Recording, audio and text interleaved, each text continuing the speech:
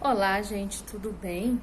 Estamos aqui para mais uma aula e a nossa aula hoje é de história. E hoje nós iremos conhecer, ou seja, dar continuidade à nossa aula anterior. Mas hoje nós iremos falar sobre o quilombo chamado Zumbi dos Palmares. Então, o quilombo dos Palmares, né? Onde o líder era Zumbi. Então, quando os negros chegavam ao Brasil, eles desembarcavam, né, no porto de Recife, de Salvador, do Rio de Janeiro. Ali, automaticamente, eles estavam vindo da África, né, dentro dos navios negreiros, como eu falei para vocês. Os que sobreviviam a essa viagem não era uma viagem rápida, era uma viagem de aproximadamente 3 meses. Então, eles eram os portugueses que já iam na África e já compravam lá. Então, quando esses negros chegavam, né, eles já iam diretamente para as fazendas. Já iam de lá das fazendas, já ia para as minas, ia para as fazendas de cana-de-açúcar, fazenda de criação de gado. Então, dependia do dono que o comprasse, né? Então, eles trabalhavam duramente, né? Não era uma vida fácil. Por quê? Porque eles eram escravos e eles eram tratados sem nenhum tipo de respeito, porque eles eram considerados como mercadorias, não eram considerados como seres humanos, não tinham os direitos humanos igual alguns têm hoje, certo? Então, algum deles trabalhava nas atividades domésticas, né? Nas casas grandes, ou seja, a casa da fazenda. Outros eram ferreiros, alguns eram vendedores na cidade, né? Dos produtos que os seus senhores produziam. Então, eles eram vendedores. Então, eram diferentes os tipos de atividades que eles faziam. Dependia muito do senhor, né? Então, para eles não fugirem das fazendas, das suas atividades as suas atividades domésticas, eles usavam cangas. Então, era como se fosse uma forquilha de madeira, né, que se colocava no pescoço para dificultar a fuga desses negros escravos. As mulheres, muitas das vezes, né, se tornavam mucamas, ou seja, era aquela dama de companhia que cuidava, né, das senhoras, cuidava também da casa, da roupa, cozinhava.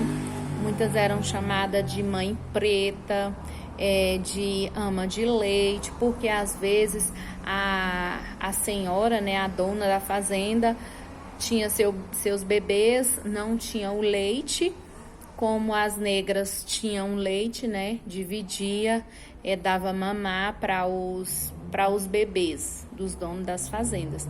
Por isso que elas eram chamadas ama de leite. Também algumas delas tinha aquela doença chamada banzo, né?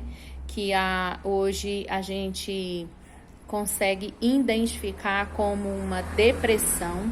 Ele sentia saudade da terra, era tomado de uma tristeza profunda, onde eles não comiam e se definhavam até a morte. Então, muitos deles eram acometidos por essa doença e matavam. Muitos deles fugiam. Eles não aceitavam, né? Porque eles eram pessoas livres. De repente são escravos, então eles não aceitavam ser escravos, então muitos fugiam. Quando eles fugiam, ia atrás deles os capitães do mato, que era senhores que era empregado da fazenda, né? Que cuidava dos escravos, e esses escravos, quando eram capturados, quando eles conseguiam capturar esses capitães do mato, então eles davam ali um castigo, né, aplicava um castigo cruel a eles para mostrar para os outros que não deveriam fugir. Mas muitos deles fugiram, conseguiram sair das grandes fazendas, né? E eles iam para um local onde era chamado de quilombo, lá onde eles se juntavam. Ali eles plantavam, ali eles viviam em comunidade. Então, hoje nós iremos destacar, né, o Quilombo dos Palmares, que é onde o líder desse quilombo era chamado de Zumbi, por isso que tem esse nome, Quilombo dos Palmares, que o negro era Zumbi, ou seja, Zumbi dos Palmares, né?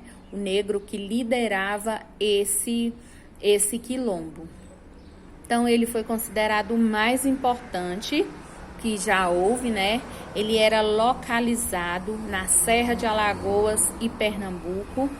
Teve esse nome Palmares devido a ter muitas palmeiras no local. Então, era um local de difícil acesso, era um local onde os negros fugiam e iam para lá. Esse quilombo tinha aproximadamente 20 mil pessoas dentro dele, entre negros, indígenas, fugitivos. Então, era uma comunidade dentro desse quilombo.